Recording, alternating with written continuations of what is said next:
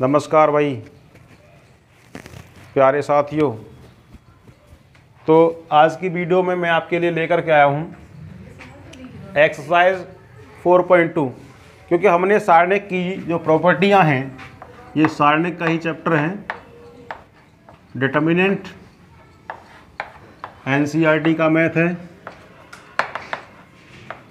12th class का।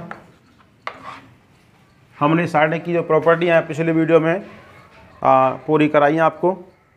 तो सारणिक की प्रॉपर्टीज़ के लिए आप पहले वीडियो को अच्छे से देखिएगा। तो एक्सरसाइज 4.2 से शुरुआत करते हैं। क्वेश्चन नंबर फर्स्ट है जो कि आपके सामने है। क्वेश्चन है पहली row x a by b by plus b z plus c. इसमें करना क्या है, हमें सारणिक के जो गुणधर्म हैं, सारणिक के गुणधर्म जो प्रॉपर्टियां हैं के प्रयोग से, जो प्रॉपर्टियां हैं उसके प्रयोग से हमें मान ज्ञात करना है।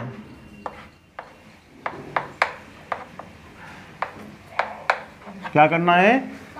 जो डिटरमिनेंट की प्रॉपर्टीज हैं, प्रॉपर्टीज का इस्तेमाल करके हमें इनकी वैल्यू पता करनी है। तो प्रॉपर्टीज आपको पता होनी चाहिए, तभी उनका उपयोग कर सकते हो। देखिए भाई क्या करना है हमें इसमें एक ऐसी प्रॉपर्टी इस्तेमाल करनी है जिससे जो ये सारणिक दिख रहा है आपको थोड़ा सा सॉल्व करने की स्थिति में आ जाए। तो अगर मैं यहाँ पर ये जो हमें दिख रहा है C3 दो एलिमेंट का सम है। C3 जो है दो एलिमेंट का सम है। अगर मैं इसको प्रॉपर्टी जो है आपको बताई थी कि यदि किसी सारणिक की कोई पंक्ति या कोई स्तंभ दो या दो से अधिक अवयवों के योग के रूप में है, तो उसको दो या दो से अधिक सारणिकों के योग के रूप में लिख सकते हैं। कैसे लिखेंगे भाई इसको? तो इसके सापेक्ष हमें दो सारणिक बनाने हैं, x a, और यहाँ से एक एलिमेंट ले लो पहले वाला x, ठीक है। दूसरा बाई b बाई, ठीक है, जेड सी जेड, प्लस दूसरा सारणिक बनाइए इसके सापेक्ष x a by B B Z C. तो C3 जो हमारा कॉलम था वो दो अवयवों के योग के रूप में था, तो हमने इस वाले सारणिक को दो सारणिकों के योग के रूप में लिख दिया इस तरीके से। यहाँ पर क्या दिखाई दे रहा है आपको? इस वाले सारणिक में C1 और C3 बराबर दिखाई दे रहे हैं। तो C1 सर्वसम है C3 के। यहाँ पर क्या है? ये C2 और C3 बराबर हैं, C2 और C3 बराबर हैं। तो एक प्रॉपर्टी ये भी है सारणिक की कि यदि किसी सारणिक की दो पंक्तियां या दो स्तंभ आपस में बराबर हैं तो सारणिक का मान 0 होता है। तो इसमें चूंकि ये C1 और ये C3 आपस में बराबर हैं, इसलिए इसकी वैल्यू कितनी हो जाएगी? 0। ऐसे ही यहाँ पर ये दोनों कॉलम बराबर हैं तो इसकी वैल्यू भी 0 हो गई। तो फाइनली इसका आंसर कितना आ गया? 0। ठीक है, तो नोट करिए इसको। देखिए एक बार फिर आपको रिमाइंड करना चाहूँगा, अगर आप पर ये प्रॉपर्टियाँ नहीं आती हैं तो इस टॉपिक को समझने में आपको बहुत ही मुश्किल होगी। तो आपके लिए बेहद ज़रूरी है टॉपिक को समझने के लिए पहले आप सारणिक की जो प्रॉपर्टियाँ हैं, जो गुणधर्म हैं, उनको अच्छे तरीके से कंठस्थ करिए, ठीक है ना। चलिए, क्योंकि बिना प्रॉपर्टी के आप कुछ कर ही नहीं सकते। यहाँ पर कौन सी प्रॉपर्टी यूज करें हम? देखिए हमें दिखाई दे रहा है कि अगर ये C1 है, ये C2 है, ये C3 है, C1 C2 C3 इसके जो कॉरस्पॉन्डिंग एलिमेंट है उनको जोड़ा जाए। मैं करूँ C1 replace by C1 plus C2 plus C3। बता जरा C1 में कौन सा एलिमेंट है? C1 का ये पहला एलिमेंट है a माइनस बी है, उसमें C2 का एलिमेंट ये करस्पॉन्डिंग इसके b माइनस सी है, और C3 का एलिमेंट C माइनस है। अगर मैं ऐड करता हूँ तो B से B जाएगा, सी से सी जाएगा, ए से ए जाएगा, कितना मान आएगा? 0। तो यहाँ पर कितना मिला हमें? 0। तो C1 की जगह पर C1, C2, C3 के जो संगत अवयव थे हमने जोड़े, तो यहाँ पर क्या मिला? 0। ऐसे ही यहाँ पर क्या आएगा? इन तीनों को ऐड करेंगे तो 0। यहाँ इन तीनों को ऐड करके कितना मिलेगा? 0। ठीक है ना। यहाँ पर क्योंकि हमने C1 में परिवर्तन किया है तो C1 ही बदलेगा, C2, C3 नहीं बदलेगा। इनको सेम रखिए, B minus C, C minus A minus B, C minus A minus B minus C। किसी सारणी की कोई एक स्तंभ या कोई एक पंक्ति शून्य हो, सभी एलिमेंट 0 हो, तो उसका मान 0 होता है। यही इसका आंसर है। नोट करिए, शुरू करो। देखिए इस वाले क्वेश्चन में क्या करना है, इस वाले क्वेश्चन में क्या प्रॉपर्टी लगाएं कि जो इसकी वैल्यूज़ हैं वो रिड्यूस हो जाएं, छोटी हो जाएं, ताकि हमें सॉल्व करने में आसानी हो। ठीक है ना। तो देखिए हमें दिख रहा है भाई 7 का ये कितने टाइम्स दिख रहा है हमें? लगभग 7 निम्मे 63, नज़दीक पहुँच गए 9 गुना करने पर। 8 निम्मा 72 पहुँच रहे हैं इसके नज़दीक। 9 निम्मा 81 बिल्कुल पहुँच रहे हैं नज़दीक है इसके।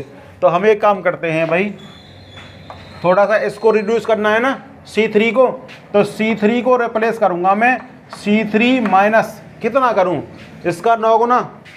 9 गुना C2 का, बोलो 9 गुना C2 का। तो ये वैल्यू जो है थोड़ी छोटी हो जाएंगी, हमको सॉल्व करने में थोड़ी आसानी होगी। ठीक है ना। चलिए तो अब कौन सा चेंज करना है? C3 चेंज करना है। C2, C1, C2 सेम रख लें, सेम रखो। 2, 3, 5, 7, 8, 9। अब देखिए C3 का एलिमेंट 65 लिया मैंने, माइनस 9 गुना किसका? C2 का 7 का, यानी कि 65 से घटाया 63, कितना आ गया? ठीक है। ऐसे ही इसका लिया 75 से 9 गुना घटाएंगे किसका? 8 का, 9 8 72 हो जाएंगे। 72 घटाएंगे 75 में से, कितना बचेगा? 3। ऐसे ही यहाँ बचेगा 5। हमें दिख रहा है भाई साहब C1 और C3 के सारे एलिमेंट बराबर आ गए। C1 बराबर C3, अतः इसका मान कितना हो गया? 0 आंसर। ठीक है ना। करिए, देखिए इस क्वेश्चन में क्या अप्रोच लगाई जाए जिससे कि इसका मान हम निकाल सकते हैं। क्या करें भाई, कुछ तो करना होगा। देखिए क्या करें, अगर इसकी मल्टीप्लाई अंदर करते हैं AB प्लस AC मिलेगा। BC बाहर है तो AB plus BC plus CA, AB BC CA मिल गया। ऐसे ही इसकी मल्टीप्लाई अंदर करेंगे BC और BA, AB यानी कि AB plus BC plus CA यहाँ से मिल जाएगा। ऐसे यहाँ से C की मल्टीप्लाई करेंगे तो CA और CB, और AB यहाँ से मिल जाएगा AB plus BC plus CA मिल गया। तो एक काम करते हैं, C3 की जगह पर C3 प्लस C2 कर लें तो हमें AB plus BC plus CA मिल जाएगा। देखिए कौन चेंज होगा? C3 चेंज होगा, बाकी C1 C2 हमको सेम रखना है। तो 1 1 1 सेम, BC CA AB। बोलिए यहाँ पे क्या बन जाएगा? यहाँ पर AB और BC इसमें से आ जाएगा और CA यहाँ से बन जाएगा। तो AB plus BC plus CA C3 की जगह पर बन जाएगा। ऐसे यहाँ बनाओ, AB यहाँ से बनेगा, BC यहाँ से बनेगा, प्लस CA यहाँ से ले लेंगे। ऐसे ही यहाँ से देखेंगे AB यहाँ से ले लेंगे, प्लस BC यहाँ बन जाएगा, प्लस CA। मैंने बताया था एक प्रॉपर्टी ये है कि किसी सारणिक में किसी अचरके की मल्टीप्लाई करते हैं तो किसी एक रो में मल्टीप्लाई होगी या किसी एक कॉलम में मल्टीप्लाई होगी, या ऐसे ही कॉमन निकालेंगे तो किसी एक रो से कॉमन निकालेंगे या किसी एक कॉलम से कॉमन निकालेंगे। ठीक है। तो यहाँ में हमें दिखाई दे रहा है C3 में AB plus BC plus CA दिख रहा है कि आपको कॉमन तीनों में है ना। तो निकालिए भाई इसको, AB plus BC plus CA। इसको यदि बाहर कॉमन ले लेंगे तो अंदर क्या रह जाएगा? कॉमन लेने का मतलब जानते क्या होता है? कॉमन लेने का मतलब होता है डिवाइड करना। जितना आपने कॉमन लिया है ना जिस टर्म में से, उस टर्म में उसी की मल्टीप्लाई डिवाइड कर दो, जो बचना है वो बच जाएगा। चलिए तो यहाँ पे 1 1 सेम रहेगा, BC CA AB सेम रहेगा। अब यहाँ से आपने AB BC CA कॉमन लिया है, इसकी इसी में डिवाइड करोगे तो 1 ही तो आएगा। ऐसे ही यहाँ इसमें डिवाइड करोगे 1, यहाँ करोगे तो 1, है ना। अब देखिएगा C1 और C3 के एलिमेंट बराबर आ गए, क्योंकि C1 बराबर C3 है, अतः इसका मान कितना हो जाएगा 0। आंसर करिए भाई नोट। देखिए next question 5, very very important question, exam में कई बार रिपीट हुआ है ये क्वेश्चन, कई बार आया है। क्या करना है इसमें भाई, हमें इधर रखा है डबल ऑफ APX BQ/CRZ, इसको प्रूफ करना है हमें, ठीक है ना। इस क्वेश्चन को करने की कई अप्रोच हो सकती हैं, कई तरीके हो सकते हैं, मेरा तरीका अलग है, किसी और का तरीका अलग हो सकता है, ठीक है ना। तो ज़रूरी नहीं है कि मैं जो तरीके से कर रहा हूँ वो सब लोग उसी तरीके से करें, तो अपनी अप्रोच खुद डेवलप कर सकते हो तुम लोग, ठीक है ना। तो देखिए भाई कैसे करेंगे इसको।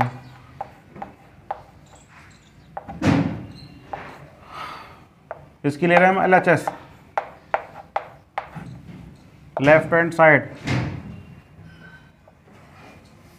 मैंने मान लिया लेफ्ट हैंड साइड मेरे पास ये लिखी ही हुई है, लेकिन तुमको एक बार अलग लिखना पड़ेगा इसको, ठीक है। चलिए या मैं कर रहा हूँ, इसके करस्पॉन्डिंग ABC इसमें आ रहे हैं, है ना, और PQR इसमें आ रहे हैं, XYZ इसमें आ रहे हैं। तो ये R1 है, ये R2 है, ये R3 है, ठीक है। तो मैं क्या कर रहा हूँ, R1 replace by R1 plus R2 plus R3, क्योंकि C1 plus C2 plus C3 add करूँगा तो इसमें BC, इसमें QR, इसमें YZ, है ना। वो एक ही जाति के लोग नहीं मिल पाएंगे तुमको। ABC इसमें मिलेंगे, PQR इसमें मिलेंगे, XYZ इसमें मिलेंगे। तो मैं रिप्लेस कर रहा हूँ R1 किससे, R1 plus R2 plus R3 से, ताकि XYZ अलग आ जाएं, हैं, ABC अलग आ जाएं, PQR अलग आ जाएं। चलिए इसको इसमें ऐड करेंगे, फिर जो उसमें मिलेगा उसको उसमें से ऐड करेंगे। इन तीनों को ऐड करिए, कितना आएगा, 2 तो A है इसमें, 2 B है और 2 C हैं, तो double of A plus B plus C, ठीक है। ऐसे ही इनको ऐड करेंगे, मिलेगा double of P plus Q plus R, यहाँ मिलेगा double of X plus Y plus, ठीक है। बाकी हमने कोई चेंज नहीं किया है।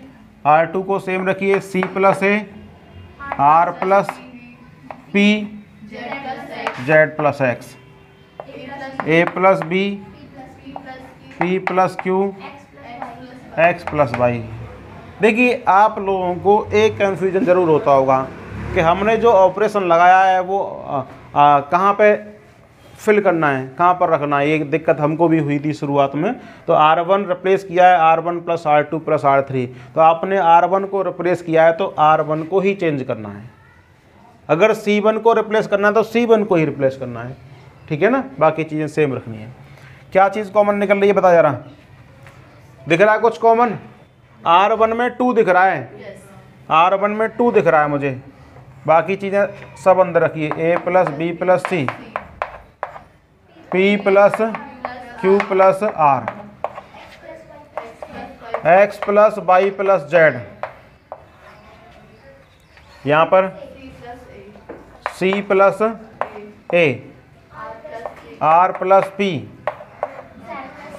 Z प्लस X, और यहाँ A plus B, P plus Q, X plus Y। अब क्या करें भाई, अब एक काम करते हैं, R2 में से एक बार में मैं 2 ऑपरेशन लगा सकता हूँ अधिकतम। अब इसमें से A से माइनस करूँगा तो क्या बचेगा, C प्लस A कट जाएंगे, बचेगा B।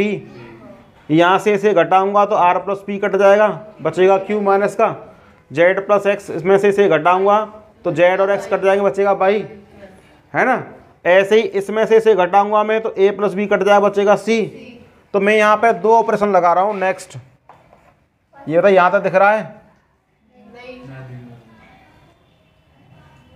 यहाँ तक दिख रहा है। चलो तो इसी को देख लेते हैं। यहाँ लगा रहा हूँ मैं ऑपरेशन, क्या, R1 रिप्लेस बाई, R1 नहीं भाई R3, R3 को रिप्लेस करना है, R3 को और R2 को, तो R2 replace by R2 minus के R1 और R3 replace by R3 minus R1। यहाँ तक दिख रहा है ना अभिषेक? चलिए, तो आपको R1 को तो चेंज नहीं करना है ना, R1 को सेम लिखिए भाई, A plus B plus C, ठीक है ना, P plus Q plus R और X plus Y plus Z। अब इसमें से माइनस करोगे तो भाई साहब C प्लस A को A से माइनस करोगे, C प्लस A कट जाएगा, बचेगा माइनस का B, यहाँ बचेगा माइनस का R प्लस P कट जाएगा, Q बचेगा, यहाँ से Z प्लस X कट जाएगा माइनस का Y। ऐसे ही यहाँ से घटाओगे C बचेगा माइनस का, यहाँ से घटाओगे इसको P प्लस Q माइनस का R, यहाँ से घटाओगे तो माइनस का Z। यहाँ तक समझ में आ गया होगा। अब एक चीज़ देखिए, R2 में माइनस, R3 में माइनस, R1 से R2 से माइनस निकालेंगे, माइनस बाहर आ जाएगा, यहाँ पर 2 भी लिखना है, फिर इससे माइनस निकालेंगे तो प्लस हो जाएगा, खत्म माइनस। चलिए इधर तो दिख रहा होगा ना क्लियरली। चलिए भाई देखिए, 2 टाइम्स ऑफ, अब क्या करना है, माइनस तो मैंने खत्म कर दिए, लिख दो एक बार उसको, A plus B plus C और P plus Q plus R, X plus Y plus Z।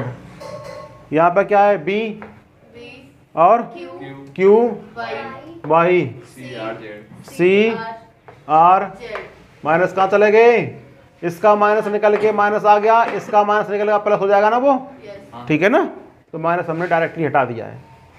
चलिए 2 टाइम्स ऑफ, अब क्या लगाएं भाई ऑपरेशन, जिससे कि ये ABC PQR XYZ हट जाएं। तो एक काम करते हैं, R1 रिप्लेस करते हैं R1 minus R2 plus R3, इसमें से इन दोनों को घटा दो जोड़ करके, ठीक है ना, तो A plus B plus C से इन दोनों को जोड़ के घटाओगे तो BC कट जाएगा, बचेगा A।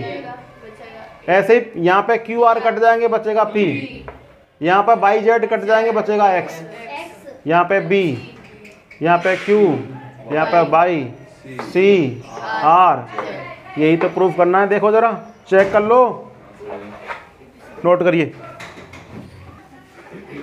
देखिए अलबेला सवाल है ये, इसको डायरेक्ट करोगे तो एक लाइन में हो जाएगा प्रसार से, लेकिन हमें प्रसार का यूज नहीं करना है, हमें सारणिकों के गुणधर्मों का ही प्रयोग करना है, प्रॉपर्टीज़ का इस्तेमाल करना है।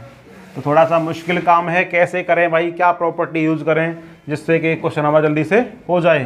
कैसे करें भाई, देखिए ध्यान दीजिएगा, इसमें C नहीं है, यहाँ C है, सुनो, इसमें से इसको घटाने के लिए या जोड़ने के लिए, क्योंकि दोनों के साइन सेम है ना, तो घटाने के लिए यानी यहाँ पर 0 बनानी है यदि हमें, तो इन दोनों की वैल्यू सेम करनी पड़ेगी, नहीं करनी पड़ेगी।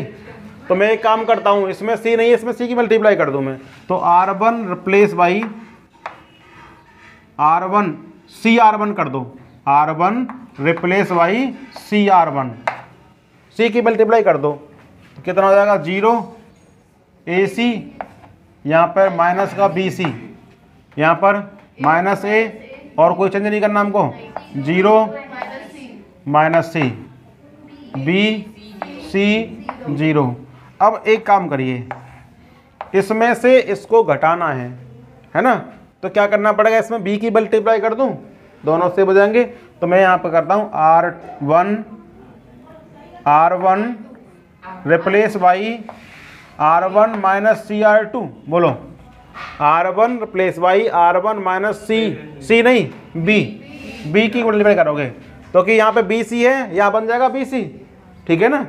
तो करिए भाई, एक एक करके करते हैं। इसमें से पहला एलिमेंट ले लेते हैं, कितना है 0 माइनस के, इसमें B की मल्टीप्लाई करो, किसमें माइनस A में, कितना हो गया भाई, प्लस का A भी हो जाएगा, क्योंकि माइनस माइनस प्लस का A भी हो गया, समझ में आ रही है। अच्छा अब इसको ले लो भाई, AC है यहाँ पर, कितना है ए सी माइनस जीरो, ये जीरो ही रहेगा, इसका मतलब ये ए सी ही रहेगा।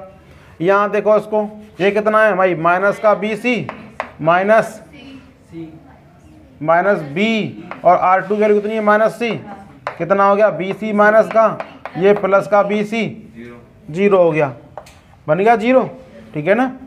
चलिए आगे R1 को हमने चेंज किया है वो लिख दिया, बाकी सेम रखेंगे, सेम रखो बाकी को, minus a zero minus c b c zero. मुझे ये बताओ इसमें से कुछ कॉमन दिख रहा है तुम्हें, बताओ ए दिख रहा है, जीरो में से कुछ भी कॉमन निकाल सकते हैं, ध्यान रखना, क्योंकि जीरो में किसी का डिवाइड करोगे तो जीरो ही रहना है, तो जीरो से हम कुछ भी कॉमन निकाल सकते हैं।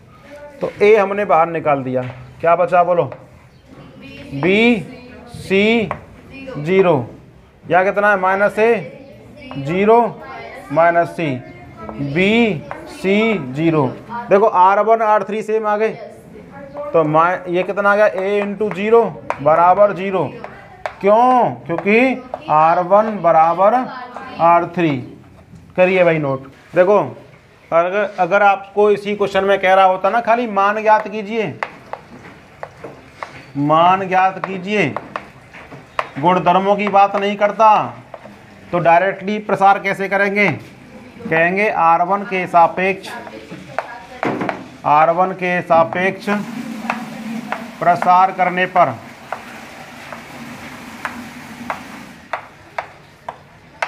बोलो R1 के एलिमेंट कौन कौन से हैं, एक तो जीरो है, उसके करस्पॉन्डिंग साइड माइनस ए, उसके करस्पॉन्डिंग माइनस बी,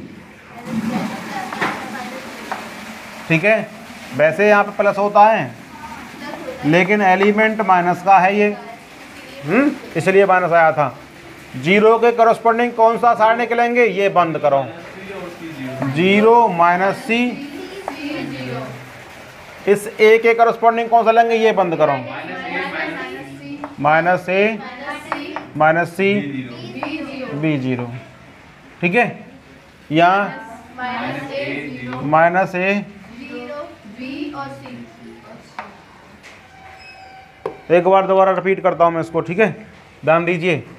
जीरो, ये वाला जीरो, इसके करस्पॉन्डिंग हमने ये बंद किया, ये बंद किया, जो ये वाला दिख रहा है ना ये यहाँ लिख दिया मैंने, ठीक है ना। अच्छा, इस वाले ए के करस्पॉन्डिंग ये बंद किया मैंने परपेंडिकुलरी, ये बंद किया, और ये बचा माइनस ए माइनस सी बी जीरो, ये लिख दिए, माइनस ए माइनस सी बी जीरो।